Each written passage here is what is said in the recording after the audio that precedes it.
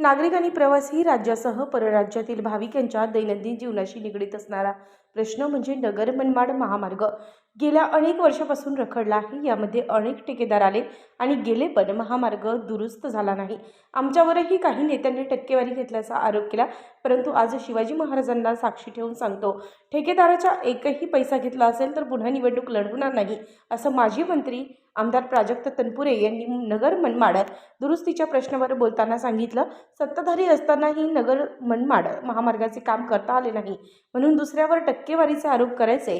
गेल्या कित्येक वर्षापासून या महामार्गाचे काम चालू होते आणि बंद पडते, पण महामार्ग तयार होईना। कुठले ठेकेदार येतात आणि काम घेतात, मध्येच काम सोडून जातात।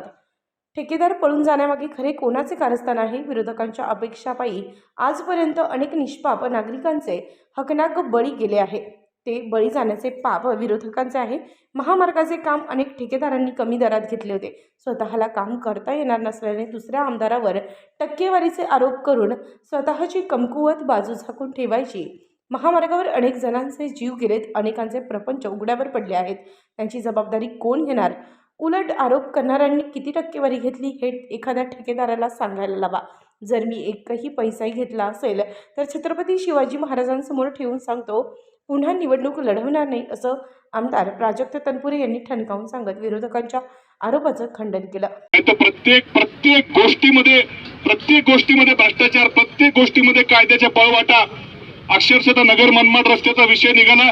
गेली कित्येक वर्ष खरं चालू आहे। ठेकेदार कुठला येतो, काय कोणी काय भरतो, काय करतो, आमच्यावर देखील आरोप झाले। काही लोकांनी आमच्यावर आरोप केले, म्हणजे टक्केवारी घेतली।